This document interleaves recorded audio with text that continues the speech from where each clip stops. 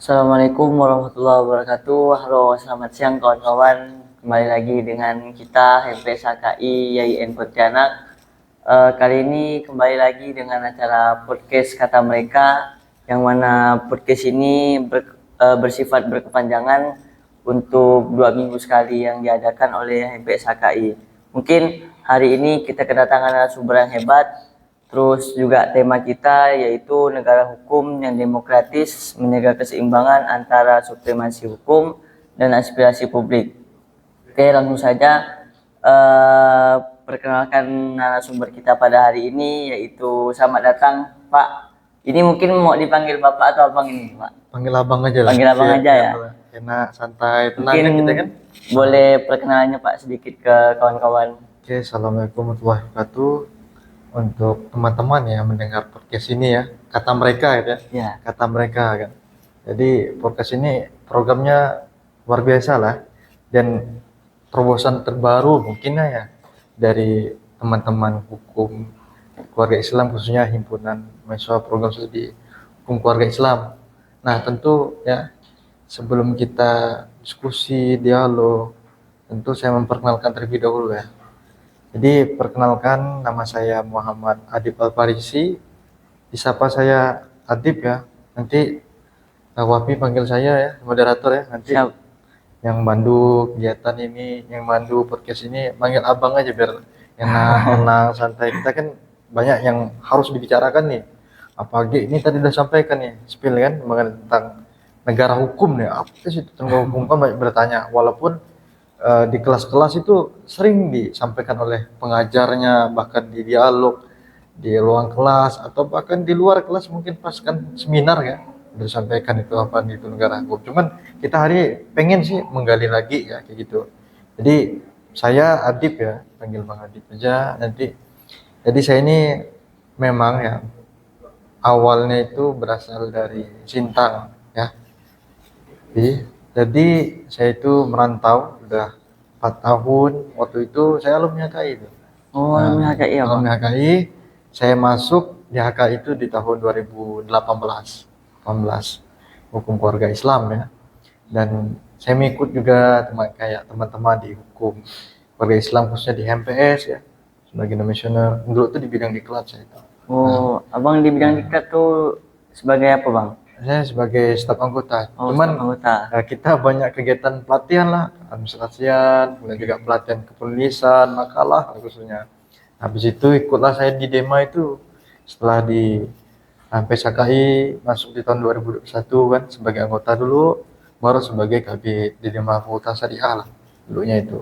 Dan hari ini pun di tahun 2026 bahkan saya udah sekitar 1 tahunan lah mengajar di sini ya.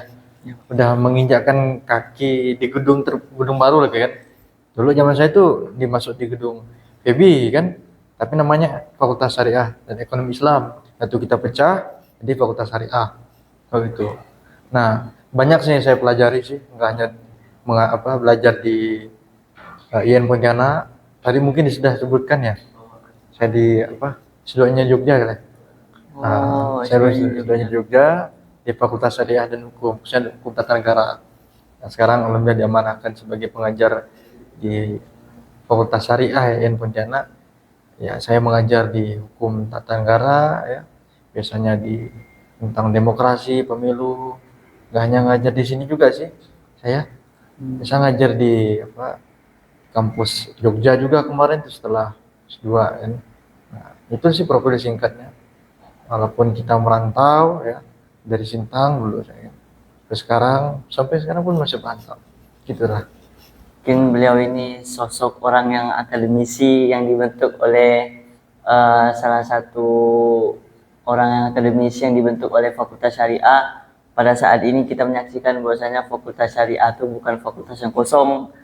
Dengan tapi Fakultas Syariah di IAIN Pontianak adalah fakultas yang hebat karena bisa mencetak seorang akademisi seperti Bang Adib Al-Farisi sekarang ini.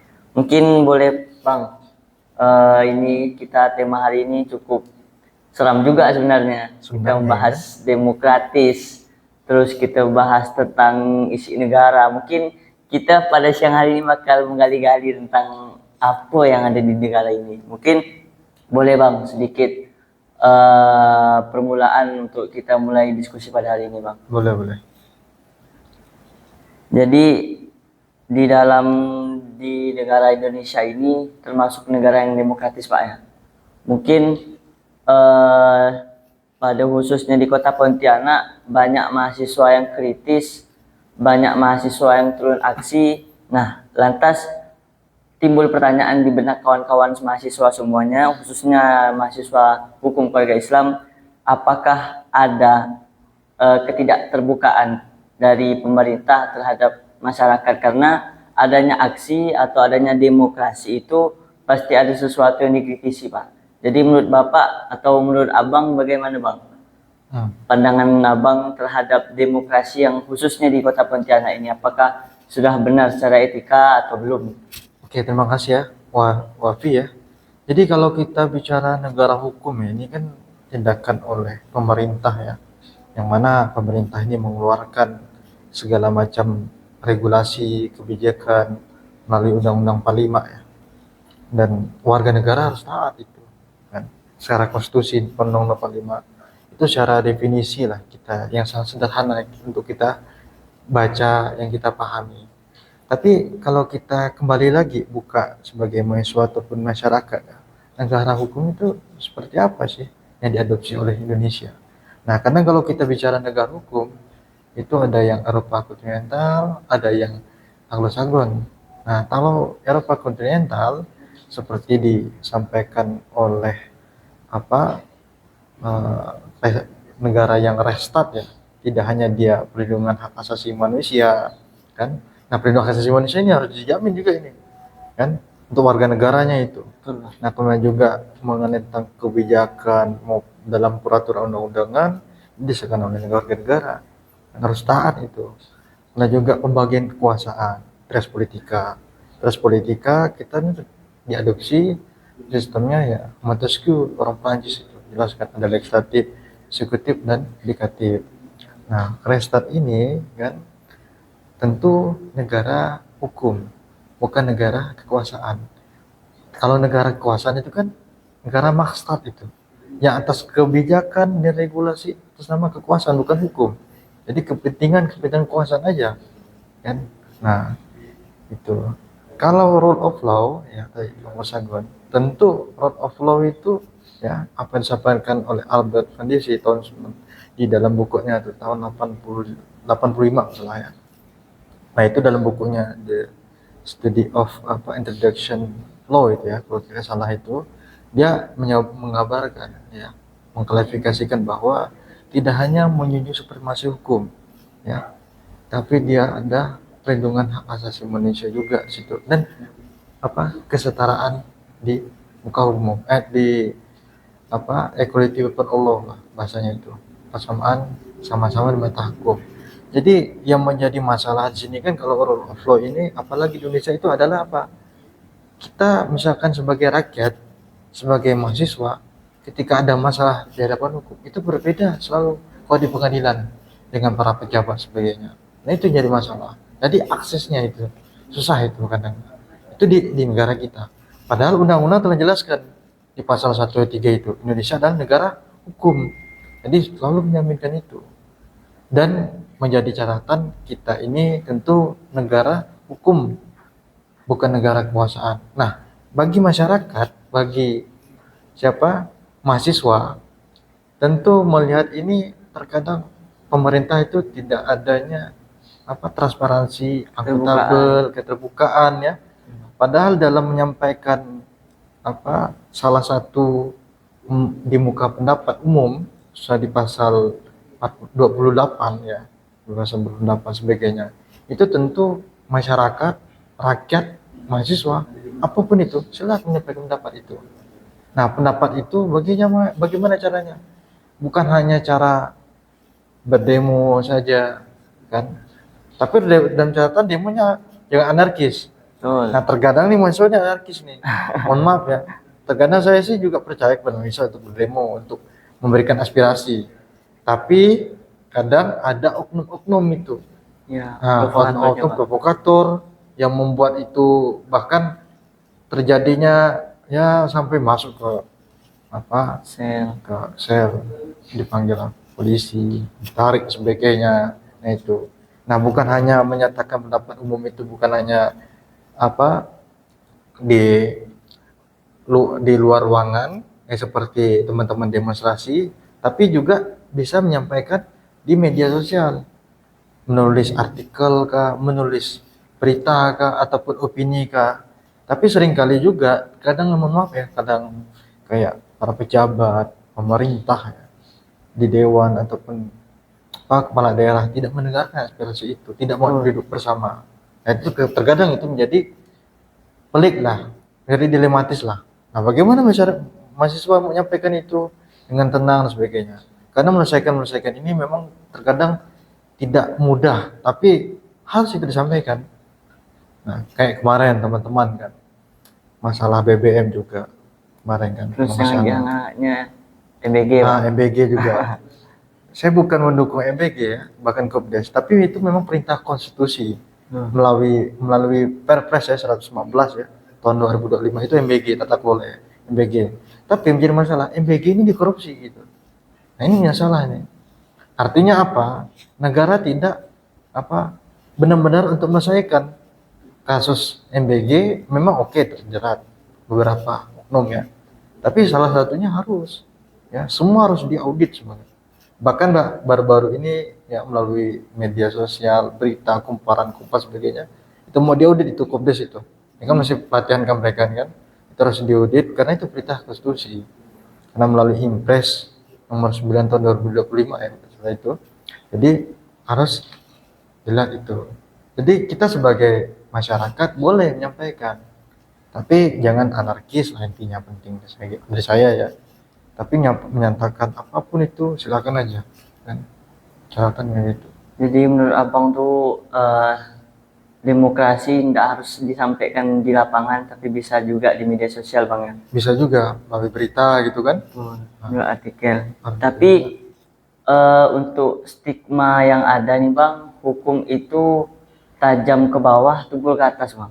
Nah itu bagaimana pendapat abang? Sedangkan dari yang abang sampaikan tadi itu, bahwasanya kita bisa berpendapat, menyuarakan aspirasi rakyat di media sosial kan, tapi ketika kita sampaikan di media sosial kita ini di ban atau segala macam. Nah itu kan termasuk juga di dalam stigma yang hukum itu tajam ke bawah, tumpul ke atas. Nah itu bagaimana pendapat abang tuh?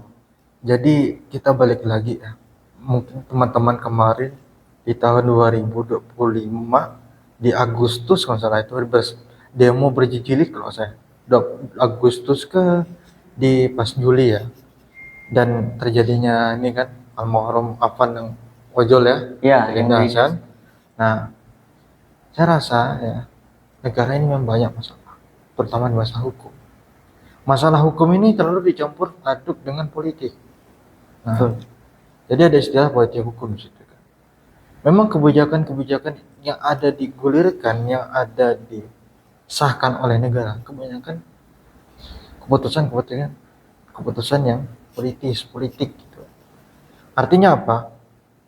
Jadi kita sebagai rakyat, sebagai masyarakat, sebagai mahasiswa, kita ngeliat hukum ini tajamnya ini ke bawah ya, gitu, bukan ke atas. Seharusnya penting gitu. Bahkan kita melihat bahwa negara seolah-olah kemarin pengennya itu ada reformasi Polri melalui undang-undang Polri yang diundangkan gitu. Bahkan TNI juga. Tapi hari ini yang dibentuk oleh pemerintah, reformasi Polri, tidak menjalan sepenuhnya untuk menyelesaikan masalah yang ada di tubuh Polri. Nah, di salah satu sisinya gitu. Bahkan gak hanya itu juga.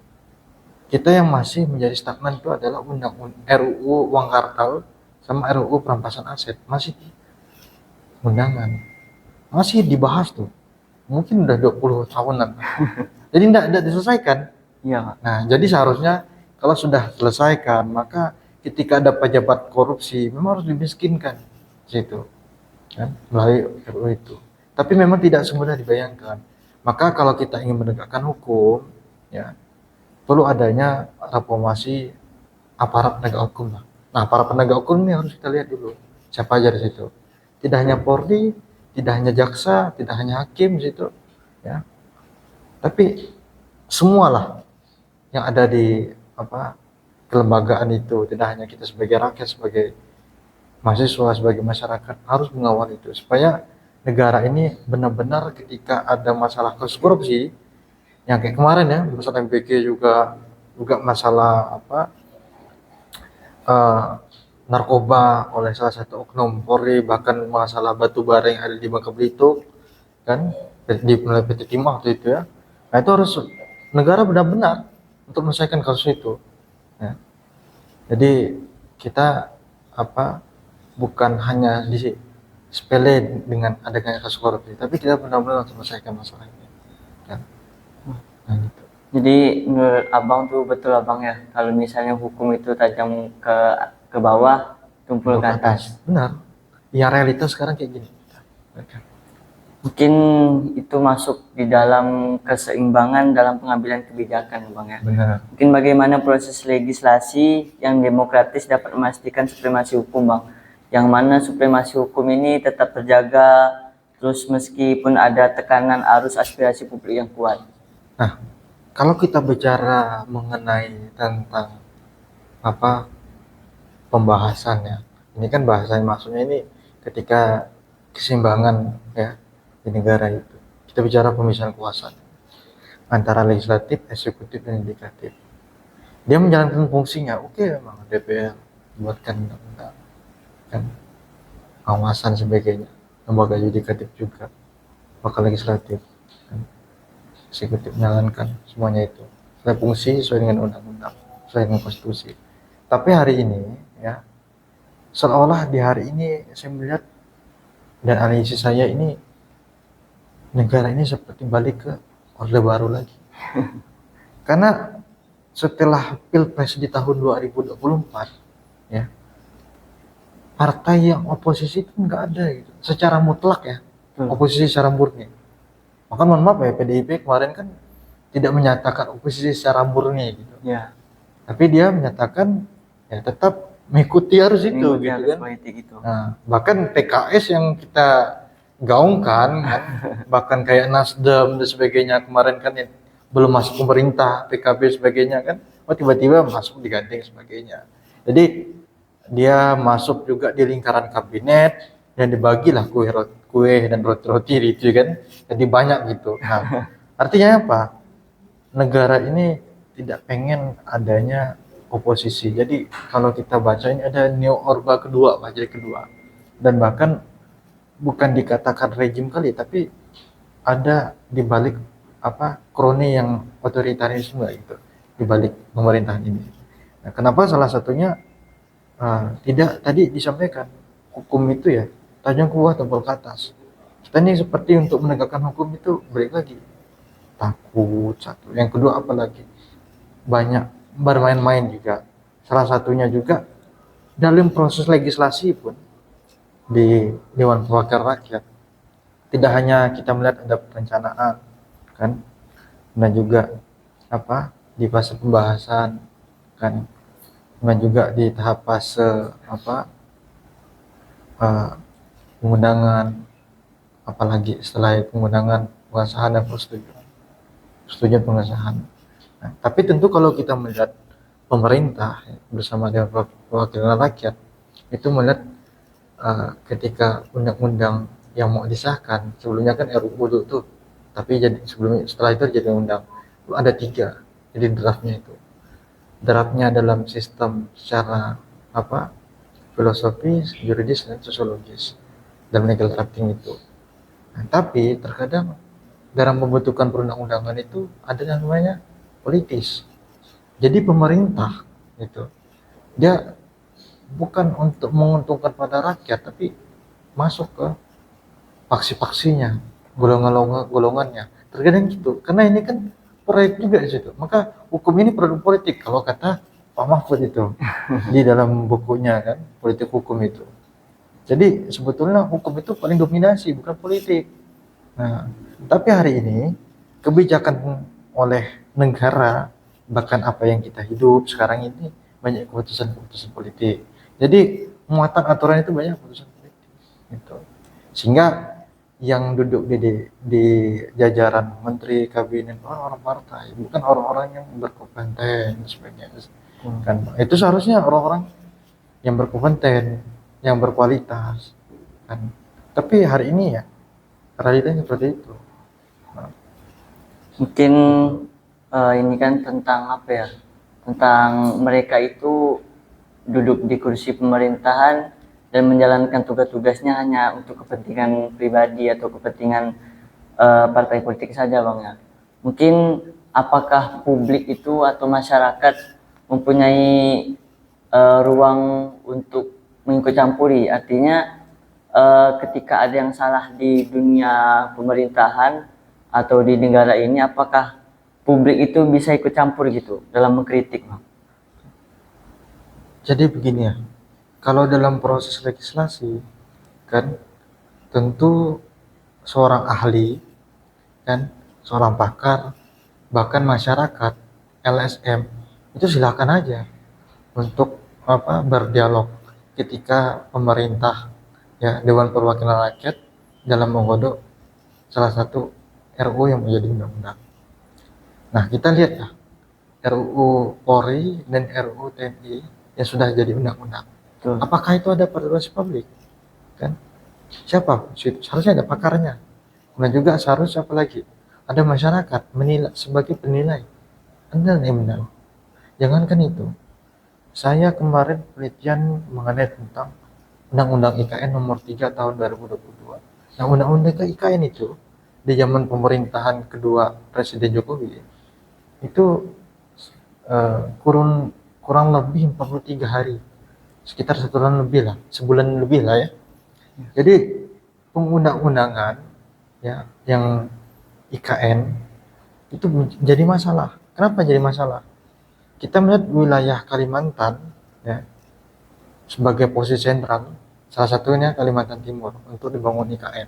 Nah di situ tidak hanya memperluas hegemoni hutan yang mana deforestasinya membawa secara liar, sanitasi air agak sulit dan sebagainya. Tapi partisipasi publik yang pakar hutan misalkan, pakar tanah, PH tanah ya, dan juga pakar pembangunan berkelanjutan, nah itu seharusnya dihadirkan. Bahkan masyarakat adat yang ada wilayah itu juga harus hadir. Walaupun ada beberapa ya diundang ya dibahasakan itu dalam untuk menyampaikan aspirasi sebagainya. Tapi hari ini IKN kita lihat lah apakah itu baik bagi negara atau tidak. Bahkan jadi boncos kan karena anggarannya ya. Kan bahkan ibu kota negara kita saat ini sekarang masih di Jakarta kan.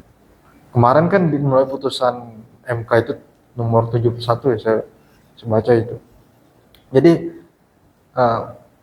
ibu kota negara masih tetap di Jakarta, bukan di Kalimantan Timur. Nah, jadi apa? Berarti pembangunan yang ada di IKN itu termasuk sebuah kerugian besar negara, Bang? Salah satunya kerugian besar melalui anggaran APBN kita, kan boncos. Tapi sebetulnya IKN ini kan bukan hanya pro dan kontra, tapi IKN ini sebagai simbolisasi untuk masa depan. Namun perlu ada kajian-kajian lebih komprehensif, sistemik, perlu ada kehati-hatian ke depannya. Nah, supaya tidak mengambil kebijakan terburu-buru. Jangankan IKN, kemarin kereta kan bus itu, itu masih ngutang gitu. Terus sekarang kan, nah itu juga. Mungkin tentang hak berpendapat, Bang, kebebasan berpendapat. Mungkin yang mahasiswa dan rakyat itu rasakan ketika mereka ingin mengeluarkan unek-unek pikirannya tentang mengkritik dari pemerintah dan segala macam, mungkin itu mereka merasakan kekhawatiran, Bang. Yang mana ketika masyarakat dan mahasiswa itu berpendapat, mereka ngerasa nggak bebas. Mereka tuh ngerasa takut gitu.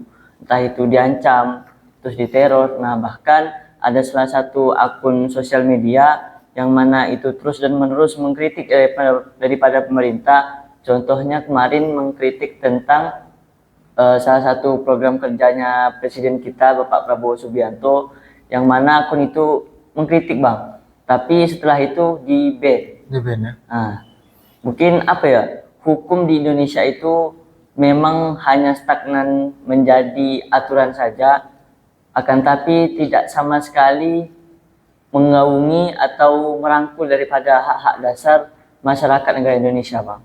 Jadi bagaimana pendapat Abang? Apakah hukum itu stagnan di aturan saja atau hukum itu berperan sebagai aturan saja, akan tapi sama sekali tidak merangkul atau menjaga daripada hak dasar negara Indonesia, Bang? Jadi kalau kita baca ya dalam teorinya siapa ini, orang Inggris kalau nggak salah ya. Jadi keputusan itu dari hakim ya, jurisprudence itu. Richard Foster kah apa itu? Saya juga kan. Jadi tentu semua yang menjadi dilema kan, masalah dan sebagainya, tentu itu banyak keputusan juga, tidak hanya dari hakim kalau di pengadilan Ya. tapi dari pemerintah juga ya. Terkadang saklek dan bahkan kaku dalam menafsirkan dalam pasal per pasal. Sebelum saya menjawab ini, tentu juga kita menilai, bahkan kita sebagai mahasiswa hukum, akademisi hukum, terkadang kita belajar mengenai tentang pidana, tata negara, perdata, kebanyakan baca pasal per pasal. Ya. Nah, seharusnya bukan hanya baca pasal per pasal, tapi apa? Kita menafsirkan itu. Nah, menafsirkan itu, masalah itu ada apa? Ada penjelasannya menggunakan teori gitu. Jadi ada fenomenologi, fakta lapangan seperti apa, masalahnya seperti apa, datanya seperti apa, kan? Nah, setelah kita bisa menafsirkan itu, oh ini realitanya seperti ini, cara persennya seperti ini. Tapi hari ini ya, yang digunakan oleh negara, ya, bahkan pemerintah, kebanyakan itu ketika ada dilema, bahkan masalah problem, dia mengeluarkan aturan nih, melalui undang-undang kah, melalui perpres kah, impres kah, kan?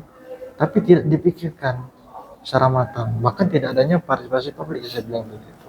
Kalau dalam Undang-Undang Nomor 12 Tahun 2011, kalau tidak salah itu pasal 6 pasal 7 mengenai tentang asas keterbukaan penyampaian itu. Nah, ini juga kalau kita bicara mengenai kebebasan berpendapat tadi ya. Ya. Nah, itu Undang-Undang 39 tahun 99 itu sudah dijelaskan mengenai tentang hak kewenangan masyarakat, asasi manusia. Kita tidak hanya kebebasan berpendapat saja, tapi hak hidup, pendidikan, sebagainya. Itu silakan aja menyampaikan. Tapi hari ini negara sudah sangat ugal-ugalan, dan artian ketika aturan ini sudah disahkan dan diperundangkan, nah masalah di lapangan itu tidak bisa diselesaikan. Bahkan pemahaman masyarakat ini berbeda dengan pemahaman pemerintah. Salah satunya lah kan, dibalik lagi nih masalah MBG lagi tuh. Kan? Lagi-lagi MBG lagi itu kan melalui Perpres kan. Ya. Perpres nomor 9 tahun 2025 masalah tata kelola. Sebenarnya MBG kalau perintah konstitusi itu memang baik untuk guna untuk negara ke depan. Tapi yang menjadi masalahnya tidak adanya evaluasi di situ secara auditnya lah. Kan tidak hanya masalah makanannya lah. Tidak hanya masalah tenaganya lah. Tenaga ahli di bidangnya gizinya ya. Terkadang bukan orang gizi nih, tapi orang pendidikan di situ masuk. Orang hukum juga masuk. Ada situ ada orang yang ahli. Walaupun beberapa hari yang lalu, minggu yang lalu, bulan yang lalu itu ada formasi ahli gizi sebagainya. Tapi dalam sistem tata kelolanya ini perlu kembali lagi, perlu dievaluasi lagi. Sehingga ini benar-benar ya menjalankan ini silakan gitu. Dan bahkan kalau kita lihat ya, semua yang ada dianggarkan oleh kelembagaan itu salurkan ke Koperasi Desa Merah Putih dan bahkan MBG. Nah, hari ini masyarakat menyampaikan, rakyat menyampaikan, mahasiswa menyampaikan, cendekiawan menyampaikan, ini sangat susah kan, karena kita takut tadi disebutkan kalau melalui media sosial di ban sebagainya. Sebetulnya negara nggak boleh begitu.